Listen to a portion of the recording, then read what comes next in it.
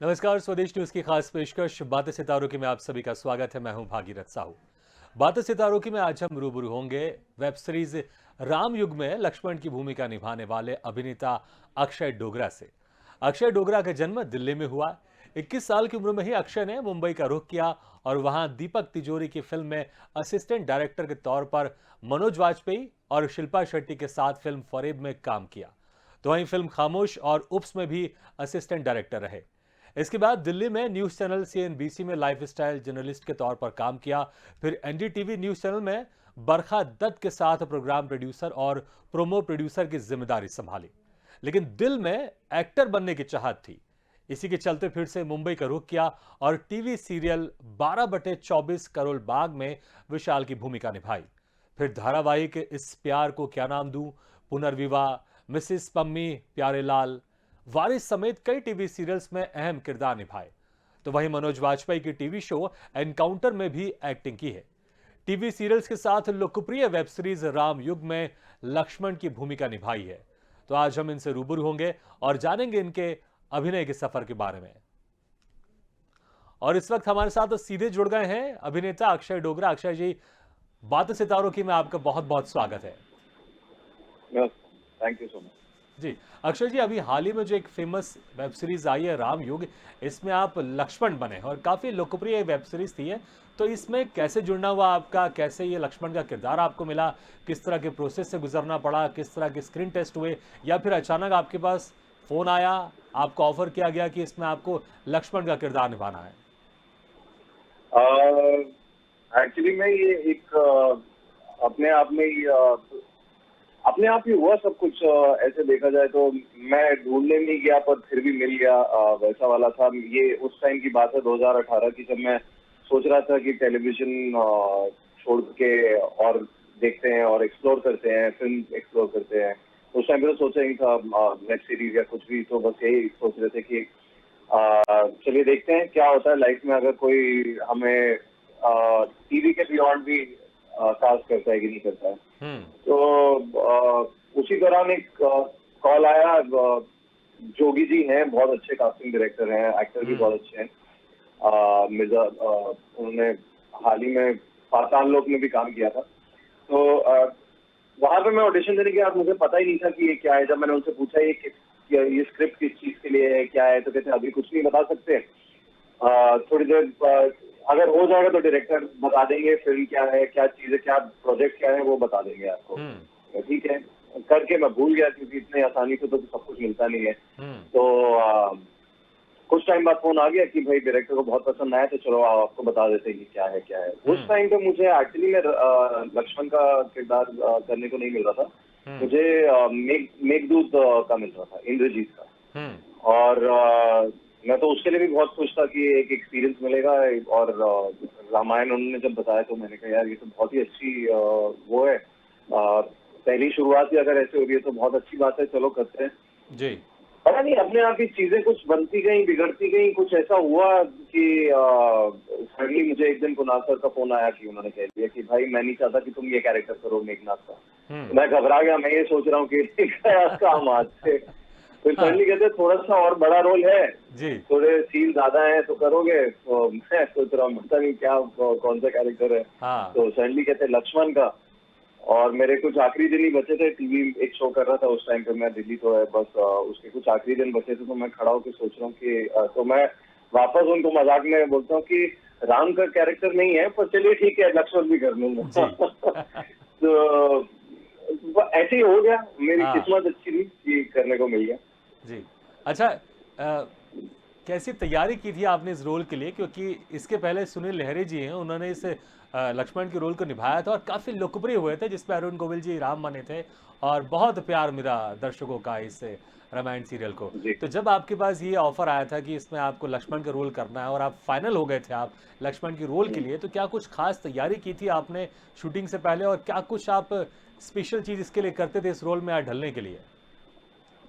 देखिए एक्टर के साथ क्या होता है कि जब उनको स्क्रिप्ट मिलती है, उनको कुछ मिलता है, तो यूजुअली अगर 80% स्क्रिप्ट पे जो लिखा हुआ है उसको निभाना होता है। 20% जो मेजर योगदान रहता है वो एक एक्टर का रहता है कि इसको मैं कैसे अपने हिसाब से कर सकूं। इसको मैं किस तरीके से उभार सकूं या कुछ है। मैंने जब स्क्रिप्ट हाथ में आई थी मेरे, तो मैं यही बैठ के सोचता था कि इसमें मैं क्या कर सकता हूँ। ये तो लिखा हुआ है और इसमें कुछ बदल नहीं सकते। लक्ष्मण कुछ अलग नहीं कर सकता है। लक्ष्मण वैसा ही होगा जैसा है। लक्ष्मण सदियों से चला आ रहा है, बस बिल्कुल वैसा ही है। तो मेरे लिए ये एज एन एक्टर जर्नी कम थी, as a human being journey ज्यादा थी कि लक्ष्मण जी के किरदार को समझना कि वो कौन थे। मेरे लिए वो जर्नी थी। ये हम एक्टर्स हैं, हम एंटरटेनमेंट में हैं, पर हम एक कहानी बताने की कोशिश कर रहे हैं जो सालों सालों से चलती आ रही है। हर किसी ने अपने हिसाब से बताई है। तो अब मुझे ये समझना जरूरी हो गया था कि लक्ष्मण कौन है और क्या करते हैं। और वो जानने के लिए जरूरी ये नहीं था कि वो प्रिंस थे या फिर वो कोई सेकंड लीड है किसी शो का या किसी फिल्म का, या फिर वो सब चीजें मैटर नहीं करती थी। तो ये धीरे धीरे करके जब समझ लगी कि लक्ष्मण एक भाई, उनका एक लॉयल्टी, एक डिवोशन है अपने भाई की तरफ और अपनी भाभी की तरफ। जो भी चाह रहा है वो दिल का कनेक्शन है, उस दिल के कनेक्शन से वो कर रहे हैं लक्ष्मण। तो मैंने बस वही पकड़ने की कोशिश की, मैंने उसी को समझने की कोशिश की और उसी से किया। तो जो भी लक्ष्मण अगर गुस्से में भी किसी का नाक काटते हैं या अगर गुस्से में किसी से बात करते हैं, हमारे उसमें था भी कि जैसे ही हनुमान सबसे पहले सामने आते हैं वेश बदल के, तो ये सबसे पहले आगे खड़े होते हैं प्रोटेक्ट करने के लिए अपने भाई को कि तुम कौन हो, तुम कैसे पूछ रहे हो हमको, या वो सब प्यार की वजह से। तो वो समझ में आया कि डिवोशन क्या होती है, किस तरीके से। तो मेरे लिए तो वो पर्सनल जर्नी थी, तो और वही ईमानदारी से निभाने की कोशिश की। नहीं, बिल्कुल। और आपने सही इस किरदार को आपने निभाया है। और जो आपने एक सोच रखी थी आपने कि जो भगवान श्री राम है, आप उनके एक छोटे भाई का किरदार निभा रहे हैं, तो आपने इस चीज़ को बेहतर समझा। अच्छा, इस वेब सीरीज़ के दौरान बहुत सारी आलोचनाएं भी सामने आई थी कि कुछ लोग कहते थे कि जो इसमें कॉस्ट्यूम रखी गई है राम युग में, या जो स्क्रीन प्ले है, उसको लेकर भी काफ़ी आलोचना हुई थी। तो कभी व्यक्तिगत तौर पर या सोशल मीडिया में भी कुछ आलोचनाएं आपको झेलनी पड़ी हो, या कुछ लोगों ने आपको अप्रिशिएट भी किया होगा, डेफिनेटली किया होगा, अप्रिशिएट किया होगा, तो किस तरह की जर्नी रही इस दौरान कि कुछ आलोचनाओं को लेकर और अप्रिशिएशन को लेकर? ऑफ कोर्स, सोशल मीडिया तो खुला प्लेटफॉर्म है। लोग अपनी बातें डालते ही हैं, तो कुछ अच्छी बातें भी होती हैं, कुछ बुरी बातें भी होती हैं, तो सब लेनी पड़ती हैं। और कुछ चीजों को तो बस अब मतलब आप कितना सोशल मीडिया को आप कितना सच मान सकते हो या कितना वो आप झुठला सकते हो, वो व्यक्तिगत तौर पे आपकी सोच कैसी है, आप कैसे किसी के शब्द ले रहे हो, वो आपके ऊपर है जी। देखिए, अच्छा या बुरा तो हर कोई लेते हैं। बात तो सही हमारे शास्त्रों में भी लिखी है कि अच्छा हो तो भी ठीक है, बुरा हो तो भी ठीक है, ये सब यहीं पे है, यहीं पे खत्म हो जाएगा। तो हम इसको ज्यादा सीरियसली ले नहीं सकते, अच्छे वक्त को भी और बुरे वक्त को भी जी। तो लोगों ने तारीफ भी की है और लोगों ने आलोचनाएं भी की है, और वो सब मैंने तो इनफैक्ट पोस्ट भी किया था इसके बारे में कि सर आंखों पर है, आपका जो भी थॉट प्रोसेस है वो सारा आंखों पर है। बिल्कुल। पर और वैसे भी आप एक किरदार निभा रहे थे, जो डायरेक्टर ने आपको बोला आप उसको बखूबी अपनी ईमानदारी से निभा रहे थे। अच्छा, जब आप इस इंडस्ट्री में आए थे तो इस इंडस्ट्री में एज ए एक्टर नहीं, एज ए असिस्टेंट डायरेक्टर आप इसमें शामिल हुए थे इस इंडस्ट्री में। तो कैसे आप डायरेक्शन में जाना चाहते थे, या आपको लगा कि पहले मैं असिस्टेंट के तौर पर काम कर लूँ, उसके बाद फिर ज़्यादा ईजी होगा एज ए एक्टर काम करना? क्योंकि दीपक तिजोरी के साथ आपने 3 फिल्में की हैं एज ए असिस्टेंट डायरेक्टर, जिसमें खामोश है, उप्स है, फरेब है। फरेब में तो मनोज वाजपेयी और शिल्पा शेट्टी हीरोइन थी। तो क्या आपके उस वक्त जहन में चल रहा था कि मैं असिस्टेंट डायरेक्टर से एक्टर बनूंगा, या फिर आप डायरेक्शन में जाना चाहते थे? मैं डायरेक्ट ही कर रहा था। तो मैं एक्चुअली लिखने का शौक था। तो उस एक ईगो होती है, और उस टाइम पे तो यंग थे जी। तो मैं लिखूंगा, कोई और बनाएगा, ऐसे कैसे, उनको समझ में नहीं आएगा, मुझे बनाना है। तो वो जर्नी कुछ थॉट से शुरू हुई थी शायद, इसीलिए अभी तक मतलब डायरेक्शन में वापस गया नहीं, क्योंकि थोड़ी विनम्रता आनी जरूरी है जब आप कुछ क्रिएट कर रहे हैं। तो अभी भी लिख रहे हैं। सही कहा आपने अक्षय जी, ये नहीं होना चाहिए कि मैं लिखूंगा तो मेरा लिखा हुआ मुझसे अच्छा डायरेक्ट कौन कर सकता है।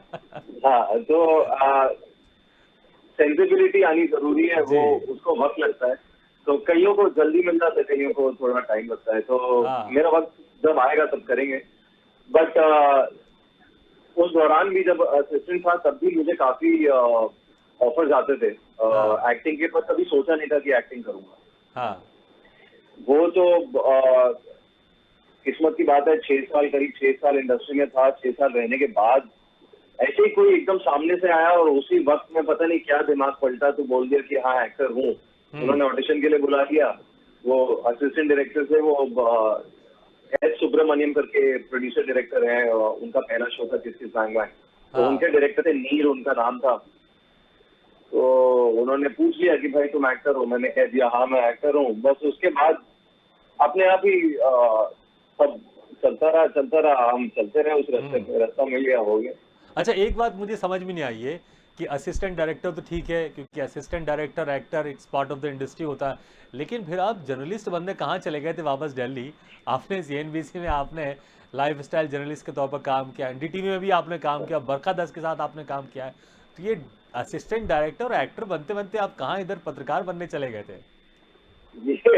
ये थोड़ा सा कभी कभी हम रास्ता भटक जाते हैं और हम कहीं और निकल जाते हैं, पर अब देखिए है तो पार्ट सब मीडिया का ही, ऑडियो विजुअल जी। उसका पार्ट ही है। और उस वक्त ये था कि घर में जरूरत थी, मेरा दिल्ली में रहना जरूरी था अपने पेरेंट्स के साथ। हाँ। तो अब बॉम्बे में फिल्म इंडस्ट्री, टेलीविजन इंडस्ट्री तो बॉम्बे में ही है, और दिल्ली में सिर्फ न्यूज इंडस्ट्री है देखा जाए तो वहां गए तो नौकरी तो करनी थी, कुछ तो काम ढूंढना ही था। तो उस दौरान पता नहीं कैसे मेरे को मिल गया मौका सीएनबीसी। जब सीएनबीसी और आईबीएन बनने वाला था, सीएनएन आईबीएन बनने वाला था, उस वक्त मैंने राजदीप सर से साइड से मुलाकात की थी। हाँ। तब उन्होंने भी कहा था कि भाई तुम्हारा तो फिल्म का बैकग्राउंड है, क्या करोगे? मैंने कहा कोशिश करके देखते सर, अब काम लीजिए। देखिए तो जैसे तैसे करके कुछ हुआ, बट ऑफकोर्स आप लोगों का काम बहुत डिफिकल्ट है, मेरे से नहीं हो पाता।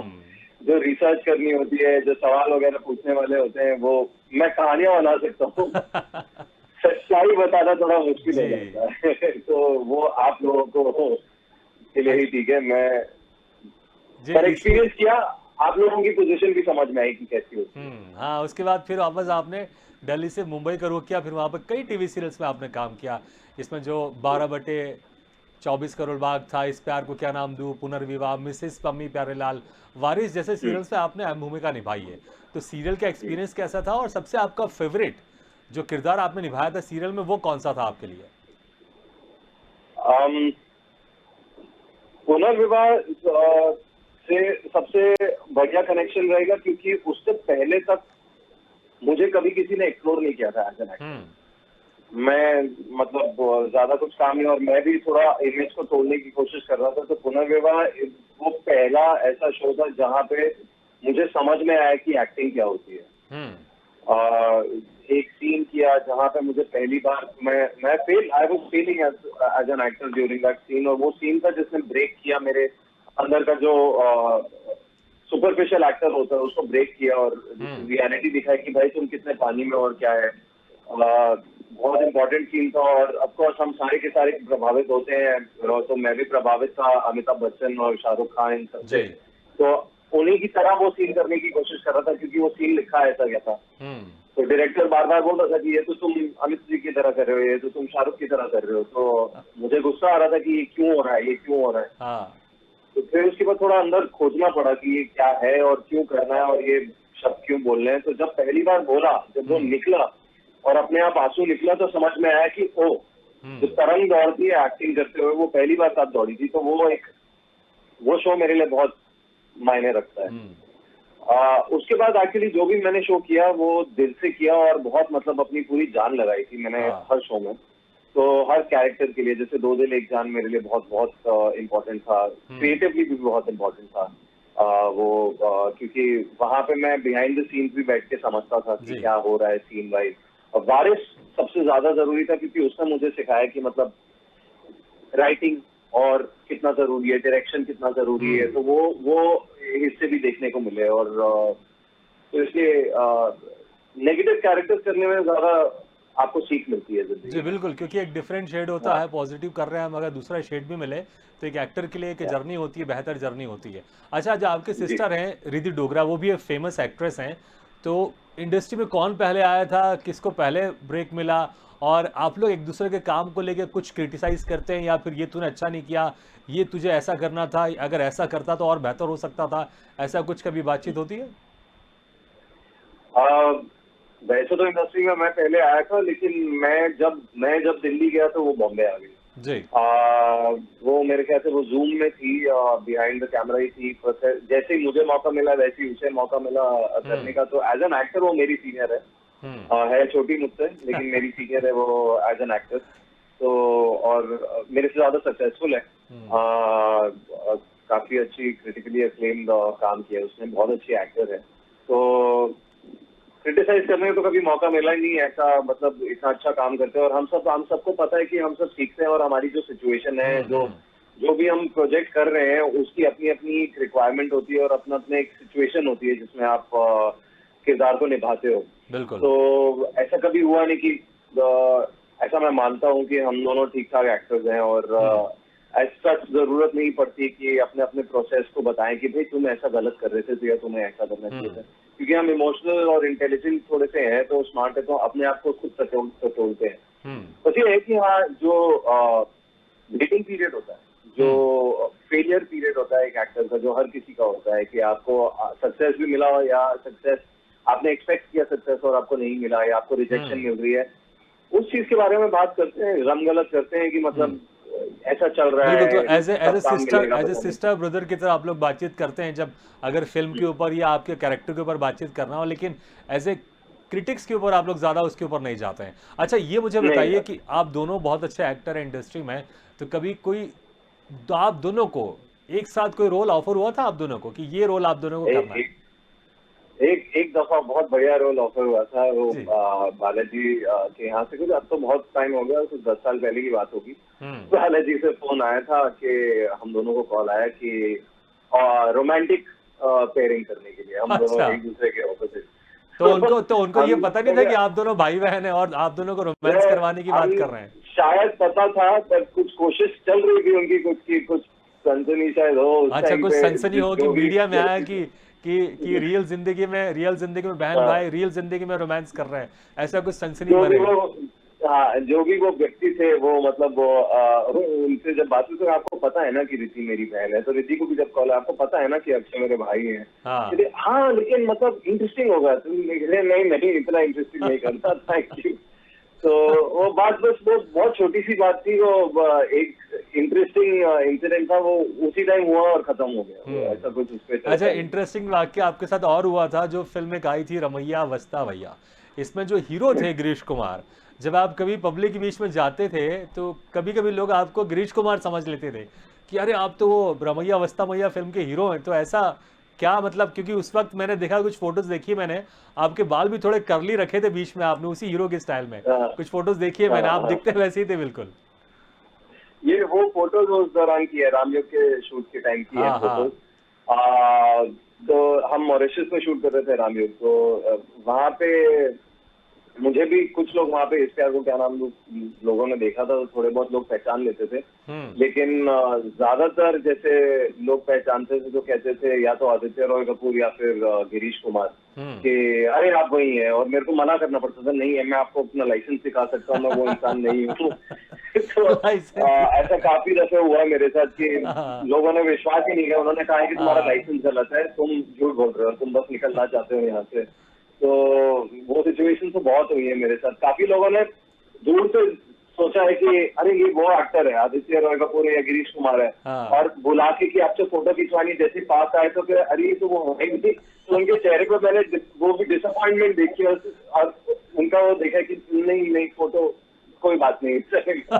तो ये इंटरेस्टिंग है। नहीं, बाकी इंटरेस्टिंग। आपको भी थोड़ा ऑकवर्ड लगता होगा कि देखो फोटो खिंचवाना है, फिर अचानक नहीं ठीक है, अच्छा थैंक यू सॉरी, फिर शुरू में पर लेकिन मैं सोचा ये मेरे साथ क्यों हो रहा है, तो मुझे समझ में आया कि भाई विनम्रता इसी से तो सीखोगे। बिल्कुल, बहुत सही बात है। में रहता है अपना अहंकार रहता है कि इंसान का, वो जो हाँ। खत्म होता है तो फिर आपको समझ में आता है अच्छा कि कुछ भी अक्षय जी सब मिथ्या है। एज असिस्टेंट तो आपने काम किया है, एक्टर भी आप काम कर रहे हैं, पत्रकार भी आप रह चुके हैं और अभी आप हम्म, लेखक भी बन गए हैं, एक वेब सीरीज में आप लिख रहे हैं। तो ये किस तरह की वेब सीरीज होगी और कब तक ये दर्शकों के बीच में आएगी? और आप कविता भी लिखते हैं, तो पहले जी। हम ये जानना चाहेंगे किस तरह की वेब सीरीज आप लिख रहे हो, कब तक ये दर्शकों के बीच में आएगी?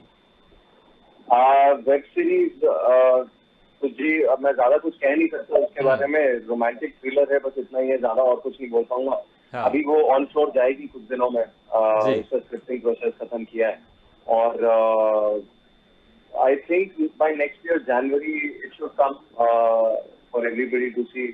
सब उसके बारे में शायद चर्चा कर पाए, कुछ बात मैं कर पाऊँ उसके बारे में। फिलहाल मैं कुछ बोल भी नहीं सकता बिल्कुल उसके बारे बिल्कुल में बंदिशें डिटेल रहती हैं में। प्रोडक्शन हाउस की तरफ से कि जब तक कि ऑफिशियली जी डिक्लेयर ना हो जाए या प्रोमोज ना आ जाए तो आप उस पर ज़्यादा बात भी नहीं कर सकते। अच्छा, जैसे कि जी। मैंने कहा कि कविता भी लिखते हैं आप, तो कुछ लिखी हुई कविता आपकी हम सुनना चाहेंगे।